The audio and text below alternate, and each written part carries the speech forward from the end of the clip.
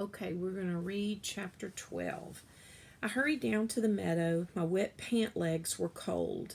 I ran to the nearest barn to get out of the rain. Mama had been out all night looking for Jack. She hadn't called because she knew Alice and I were sleeping. She had Cody. Jack had no one. Philip had no one. Inside the barn, the horses in their stalls peered at me. "Philip? Jack?" I called. "It's Zoe." I knew Mama and Cody had been here. They would have come here first. There was silence except for the snorting of horses. I put my hood back up and I ran outside again across the dirt road to the next meadow. The sky grew even darker and the rain came harder. I ducked between the rails of the gate and ran through the mud to a yellow barn. It was suddenly quiet in the barn and strangely peaceful.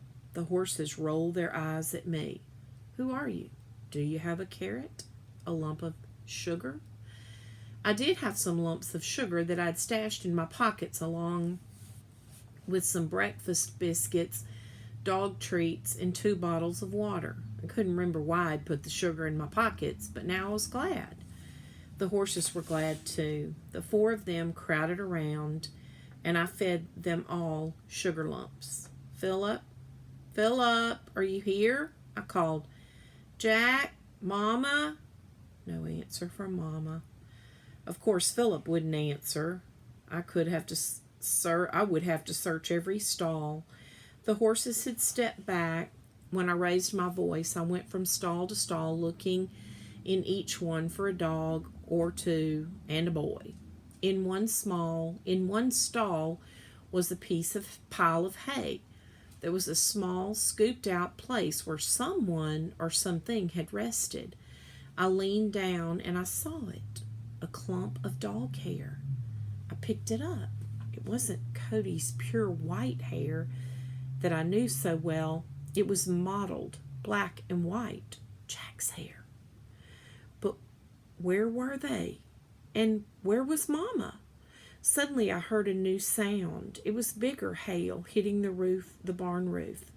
It started light at first and then it grew heavier. The horses were restless with the new sound. I looked out the door and saw hail hitting the ground, collecting in places like little bits of glass.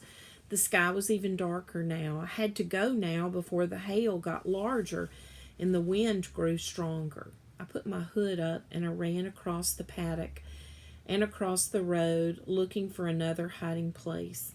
I thought Philip would hide from this weather. I didn't know about Jack. He might still be running somewhere. I ducked in a lean-to shed filled with garden tools and a lawnmower. But then Philip might still be running after Jack too. Mama wouldn't take Cody out in hail. Rain maybe, but not hail. I ran across the meadow until I got to a large tree. I joined more cows there. The tree was large enough to keep us all safe from hail. The cows looked at me and then went back to eating grass. I could see a hay barn across the paddock, a barn I'd never seen before. The door was open. As the hail came down faster and harder, I ran across the mud to the open door and went inside. It was a barn with only a few windows, and I could smell the sweet smell of the bales of hay stored there for the cows and horses. I walked in the path between the neat bales that were bound with twine. The farmer was neat too. The old wood floors were smooth and clean, as if the farmer had swept them. I walked on without calling out. The hail had grown heavier or bigger. I couldn't tell. But the noise filled the barn. And then, when I passed the last neat bales in the very back of the barn, when I was just about to give up, I found them. Philip and Jack.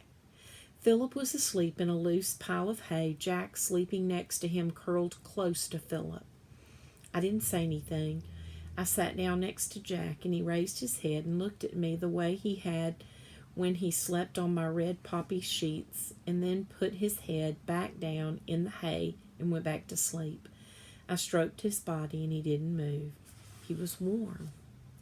My throat felt tight. I could feel tears at the edges of my eyes. Suddenly I felt so tired. The noise of hail and wind was steady, and Jack and Philip slept on. I pulled my rain jacket around me and lay back in the hay. I turned on my side so I could see them. I watched them for a long time, and then I slept. And that's the end of that chapter.